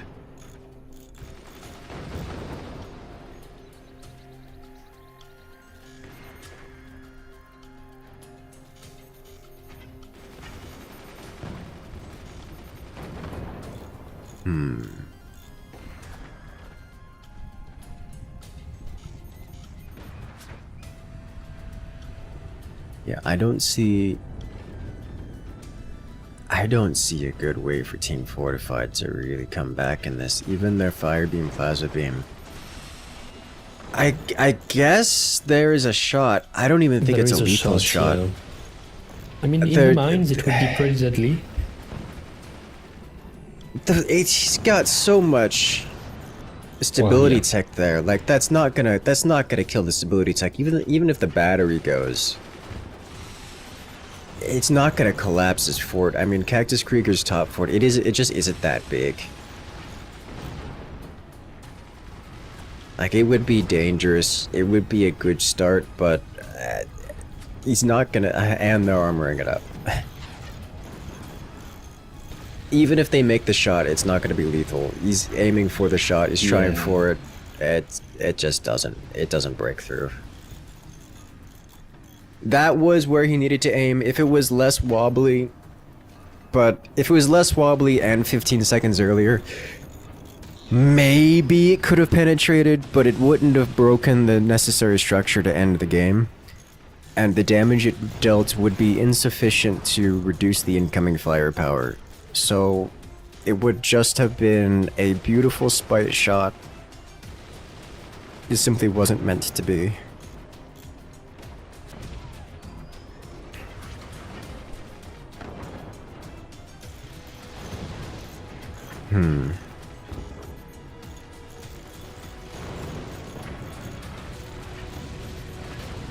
Yeah, Cactus Krieger's just hitting them with everything. Snipers, AP snipers, machine gunners, mini gunners, mortars, cannons, howitzers. And in reply, Team Fortified has a fire beam, a plasma beam, and sometimes a nuke. It's just one of these things is not like the other.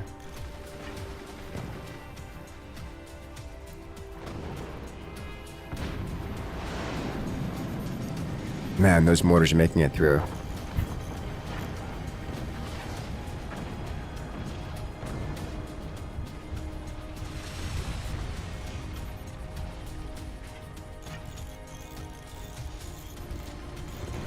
The nuke is officially destroyed for Team Fortified, leaving them with very little in terms of actual firepower.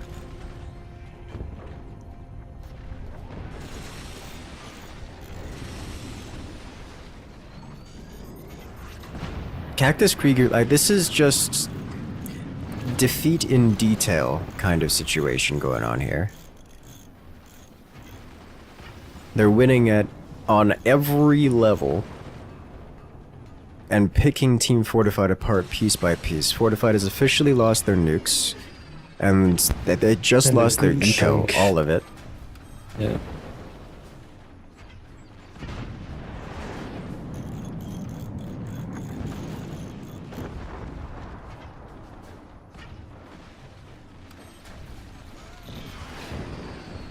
Okay, yeah.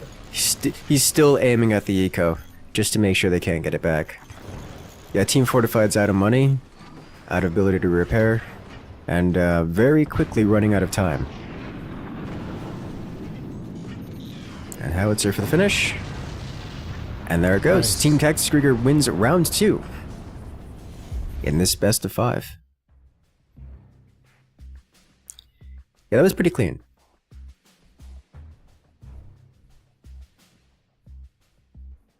Let's go ahead and check out some of those explosive moments.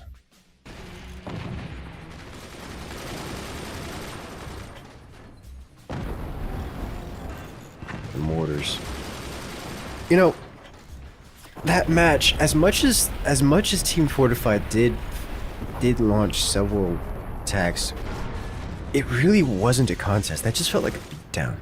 Like, Team Fortified didn't get, like, they hardly got any damage dealt. That was just quite one-sided. They just didn't have... I'm still surprised. Warthog into nukes? Who does that? I mean, I guess Team Fortified does that.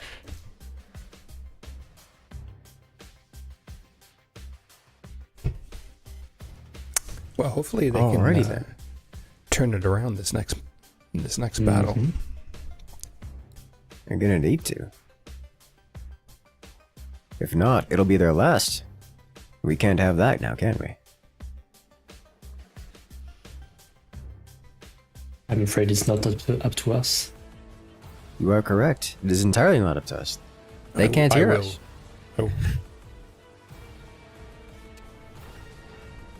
I will. All right, ladies and gentlemen. We're off to the next round. As here we have on the left-hand side, it is Team Fortified, playing as the We got it, guys. It's the Phantom Commander. Team Fortified looking to even this this score up with some dirty, filthy cheese against Team Cactus Krieger. She's playing Pinch Fist. This can go very wrong very quickly for everyone involved.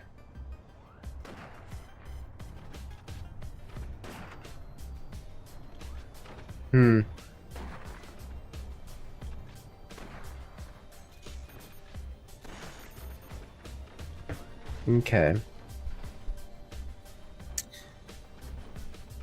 I'm looking very carefully at these bases for hints of the madness that is surely to come. So far, things look normal. We haven't had any off-the-rails madness occurring yet. And I'm not counting whatever's happening with Klau's structural reformation order. That doesn't count. That's the normal degree of madness. Or at least well within the bounds of acceptable.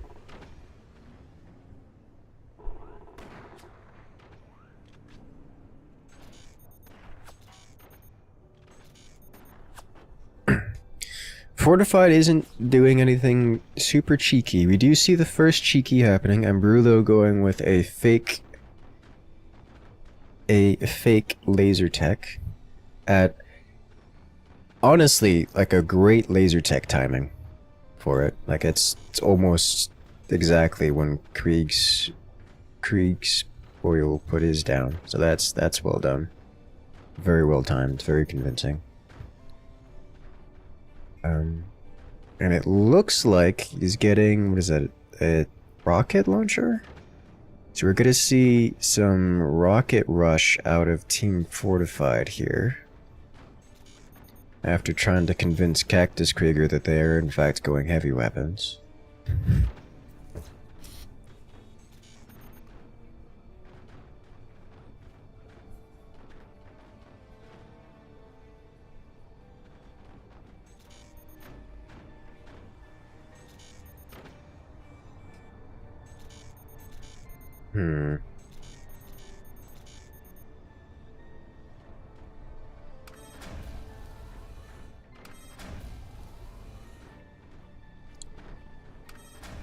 Cactus Krieger has made it a point to add in mortars whenever they get the chance, and this makes me very happy.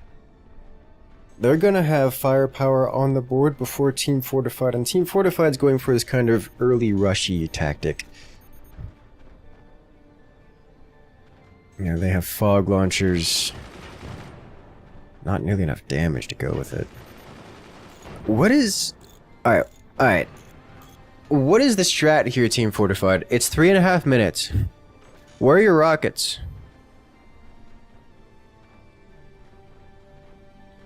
What is actually going on here? Clau is getting more aggressive than Fortified. Cactus Krieger already has a fire beam and plasma beam on the board. It's too late to interrupt that. Fortified is on a clock to get, like, game-winning damage done. Or they're just gonna get blasted out of the game by a proper heavy weapon combo.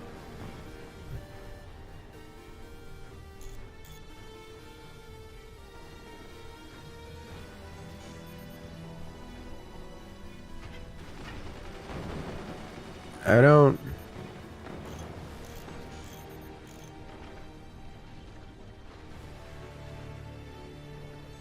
You built fog launchers and machine guns and no heavy weapons tech.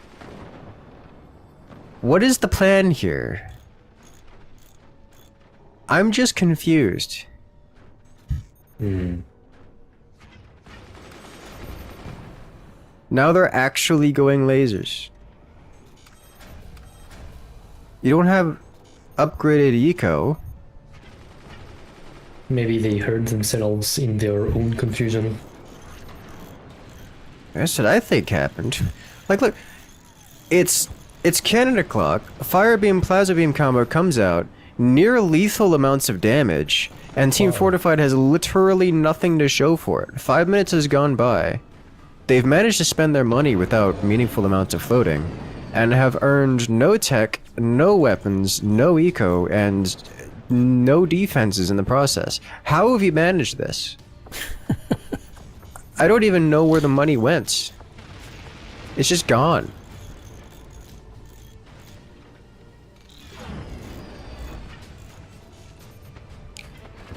Oh, is that lethal? No way. Oh, beautiful save from Krieg's Oil. Team Fortified doing an Alpha Strike combo with the mortars. That was actually kind of impressive. Actually, I must say that was impressive. So, they used the smoke launchers to prevent reconstruction, waited for the cloak to happen, and used 3 mortars to penetrate directly to Krieg's Oil's core. And because they were cloaked when it happens, Cactus Krieger was categorically unprepared for it. And because the smoke launchers existed, Krieg's Oil was unable to reconstruct and defend against the mortars. So the mortars are able to do a triple tap that would have eliminated Krieg's Oil if it wasn't for Krieg's Oil using his plasma beam to burn the mortars out of the sky. So that was a very close call to Fortified just instant winning, which is a very, very Phantom thing to do. So for all of my confusion, there was an actual strat there. I still think it would have been better implemented or executed at the 3.5 minute mark and not the 6 minute mark, but there was an actual strat there. But at this point, wow, they well and truly have nothing. And they're being disassembled rapidly by varietals of weaponry. They've got mortar slamming in from on top, fire beam, plasma beam just perforating them.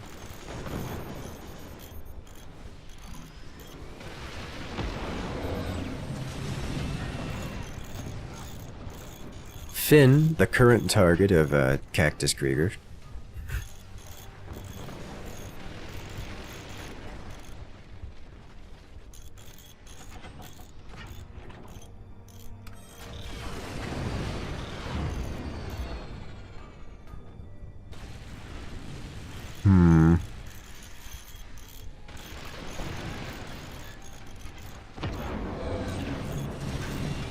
The mortars are landing.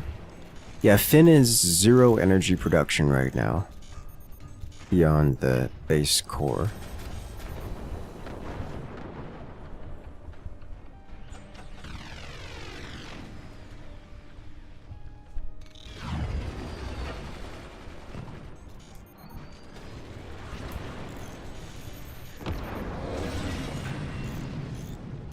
Okay, well, my next question is, how does Cactus Krieger scale up their firepower, because they're not being prevented from doing so?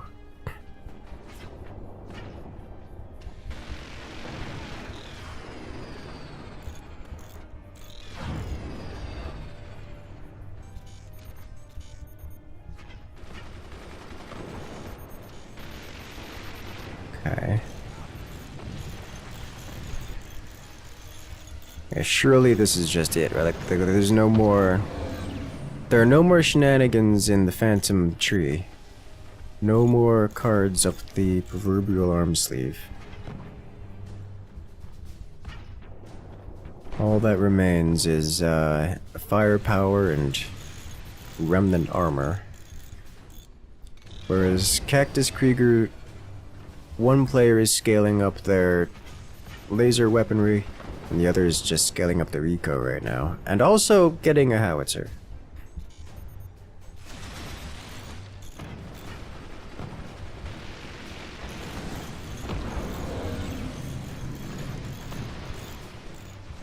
Oh, they didn't get all the way to the core. Oh, it was so close. It was so close. Like, I got most of the way through the last remaining strut of metal. Surely that's it, right? Oh, well, going invisible will help, but not much. Core is not a very mobile creature. That's at least 500,000 Scovilles. Laser-induced spiciness.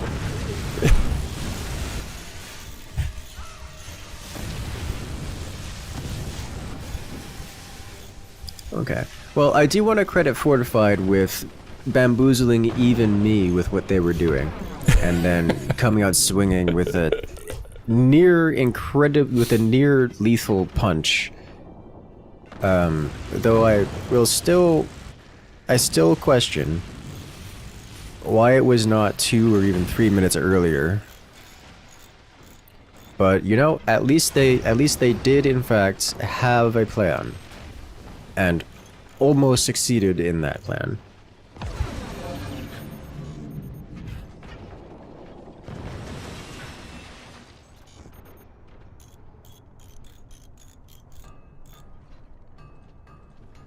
It's worth noting that Umbrillo did manage to get his energy tech online and has officially fired his first plasma beam.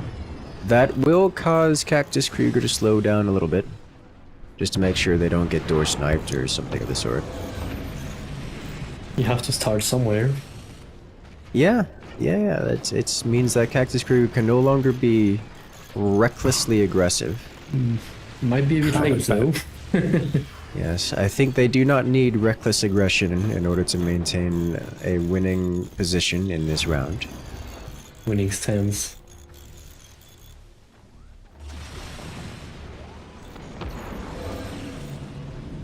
I would love to see a second howitzer at a cloud. The exposed 20 mil is nice. Oh, yeah, okay, there it is. Oh, yeah. Slicing through every foundation and cleansing Team Fortified's upper forts of everything. There's nothing left. It's a clean shave. Fortified's down to a single base, and base is a strong word for the amount of pummeling this thing has taken.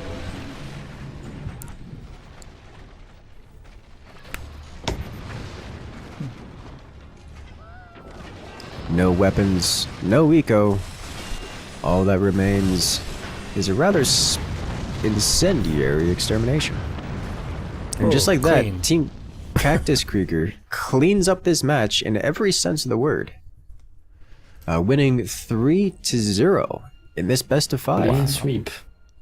A very clean sweep, and they will go on to the finals. All right, let's go ahead and check out some. Let's go ahead and check out the replays in this, because, well, there was a fair few actually really satisfying shots. Like, so this is that timing attack here, where look at the mortars going clean in, and because the smoke is there, he can't rebuild. Like, he can't repair that. That just has to remain open with clean exposure to the core. And so when the next volley of mortars comes in, he physically cannot block them. But he can burn them out of the sky with the plasma, which you see right there, which is literally game-saving. So that was certainly the plan all along. I'm just troubled that we didn't see that earlier, as opposed to, you know, then. It still almost works, but that 100% could have occurred before the plasma was active and available. Which would certainly have resulted in victory for the Phantom players.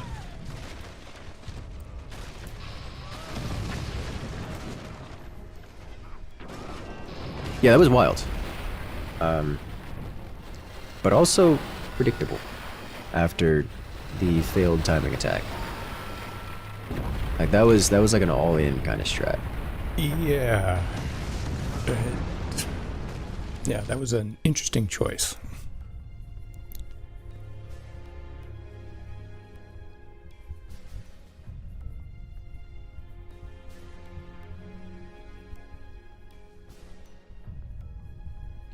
Very well played to everyone involved.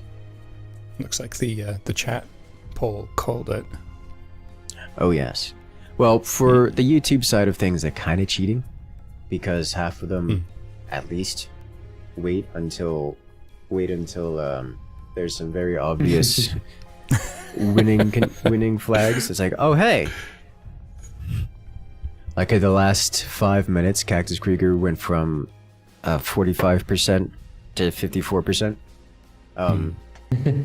On Twitch, however, we have a time limit on the prediction, so those had to vote before the final match, and I see. similar. They still had the same percentage, so Twitch chat a little bit more on the nose with their effectiveness in predicting. All right. So how does our bracket look now with all of the with all these results? Very nice. Ditch Geiger and Cactus Krieger will be vying for first and second place. Then we have the bronze match, Spirit Plancher and Fortified. We'll see how well those go together.